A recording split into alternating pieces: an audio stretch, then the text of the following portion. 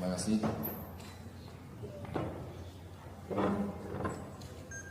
Assalamualaikum warahmatullahi wabarakatuh. Salam Om Swastiastu, Namo Buddhaya, salam kebajikan. Yang saya hormati Pak Kapolda, Pak Irwasda, para PJU yang hadir pada kesempatan ini, itu Pak Kabid Propam, Kabid Humas, dan tentu yang hadir pada hari ini juga ada pengawas eksternal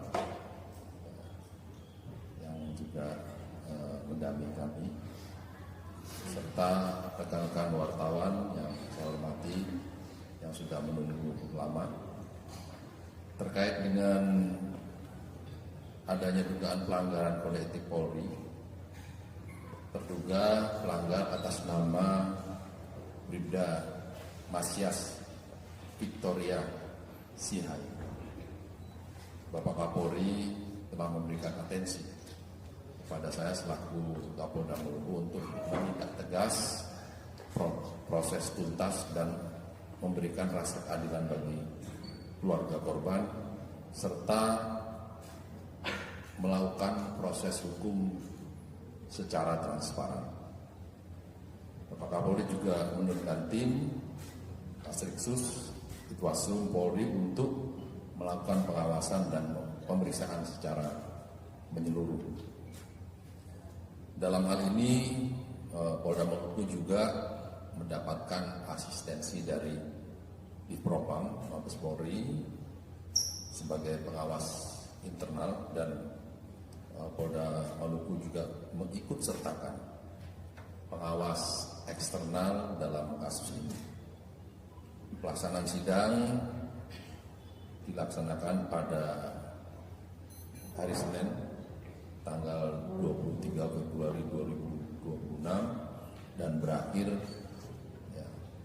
pada tanggal 24 Februari. Jadi selama kurang lebih 13 jam 30 menit dari pukul 14 waktu Indonesia bagian 14.00 waktu Indonesia bagian timur sampai dengan 03.30 dini hari waktu Indonesia bagian timur. Pelaksanaan sidang dilaksanakan di ruang Propam Polda Maluku.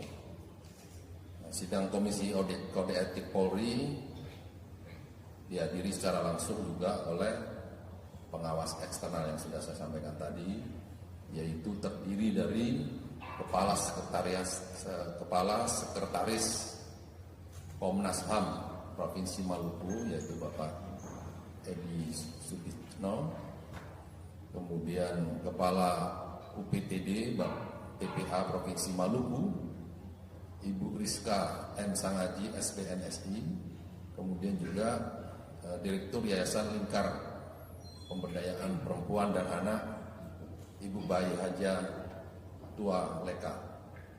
Selanjutnya penjelasan tentang sidang kode etik Polri akan disampaikan oleh Ibu Kabid Humas Polda Maluku, Ibu Kombes Pol Rosita Musagi SPK. Saya persilakan. Terima kasih yang terhormat Bapak Kapolda Maluku, Bapak Wakapolda, para PJU, serta seluruh wartawan yang dengan sabar menunggu dari tadi siang. Pada kesempatan ini akan saya sampaikan pelaksanaan kegiatan sidang kode etik Polri yang sudah dilaksanakan dari tadi siang, di mana Komisi Sidang Kode Etik Polri dipimpin oleh Ketua Komisi Kombes Pol Indra Gunawan SIK, didampingi Wakil Ketua Komisi Kode Etik Polri Kompol Jamaluddin Malawat, serta anggota Komisi Kode Etik Polri Kompol Itzak Risambesi. Sebagai penuntut adalah Ibda John James Lole dan Aitu Edward J. Dinansera. Dalam kegiatan sidang yang diagendakan tadi siang, dilakukan pemeriksaan terhadap saksi yang hadir langsung dalam sidang kode etik Polri di ruangan ruang sidang Divpropam Polda Maluku sebanyak 10 orang saksi yang terdiri dari 9 saksi anggota BRIMOB dan 1 orang saksi korban atas nama Nasri Karim Tawakal. Kemudian kegiatan juga dimintai keterangan saksi yang hadir melalui Zoom meeting dari Tual sebanyak 4 orang yang terdiri dari 1 anggota Satlantas Polres Tual dan 1 anggota Satreskrim PPA Polres Tual, serta ada 2 orang saksi dari keluarga korban atas nama Muhammad Abdullah Tawakal dan Sandi Karim Tawakal. Dan terakhir dilakukan pemeriksaan terhadap terduga pelanggar atas nama Bribda Mesias Victoria Siahaya. Terhadap terduga pelanggar dipersangkakan melanggar pasal 13 ayat 1 Peraturan Pemerintah nomor 1 tahun 2003 tentang pemberhentian anggota Kepolisian Negara Indonesia junto pasal 5 ayat 1 huruf B dan huruf C, pasal 8 huruf C angka 1 dan pasal 13 huruf M Peraturan Kepolisian Negara Republik Indonesia nomor 7 tahun 2022 tentang Kode Etik Profesi dan Komisi Kode Etik Kepolisian Negara Republik Indonesia yang berbunyi, anggota Kepolisian Negara Republik Indonesia dapat diberhentikan tidak dengan hormat dari Dinas Kepolisian Negara Republik Indonesia karena melanggar sumpah atau janji anggota Kepolisian Negara Republik Indonesia, sumpah janji jabatan dan atau Kode Etik Profesi Kepolisian Negara Republik Indonesia. Junto setiap pejabat kepolisian dalam etika kelembagaan wajib menjaga dan meningkatkan citra, soliditas, kredibilitas, reputasi, dan kehormatan Polri. Setiap pejabat Polri dalam etika kelembagaan wajib menjalankan tugas, wewenang, dan tanggung jawab secara profesional, proporsional, dan prosedural. Setiap pejabat Polri dalam etika kepribadian wajib menaati dan menghormati norma hukum, dan setiap pejabat Polri dalam etika kepolisian, etika kepribadian dilarang melakukan tindakan kekerasan, berperilaku kasar, dan tidak patuh. Berdasarkan fakta-fakta persidangan, pelanggar dinyatakan terbukti melanggar pasal sebagaimana yang dipersangkakan tersebut di atas.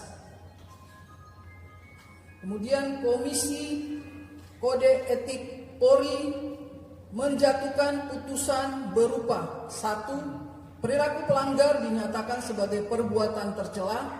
2. Penempatan pada tempat khusus selama 4 hari. Masa penempatan pada tempat khusus dijalani oleh pelanggar terhitung mulai tanggal 21 Februari 2026 sampai dengan tanggal 24 Februari 2026.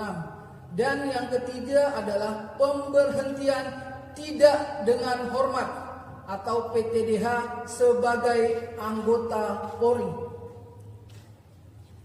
Terhadap putusan yang disampaikan tersebut, terduga pelanggar atas nama Bribda Mesias Victoria Siahaya menyatakan pikir-pikir terhadap putusan yang dijatuhkan oleh majelis.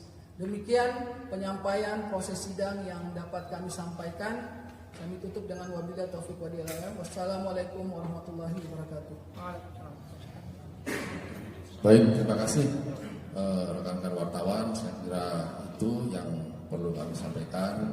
Semoga ini memberikan penjelasan kepada kita semua, termasuk kepada seluruh warga masyarakat, sehingga dengan putusan ini rasa keadilan dapat terwujud dengan baik. Saya kira demikian. Terima kasih. Saya tutup. Wabillahi taufiq wal hidayah. Wassalamualaikum warahmatullahi wabarakatuh.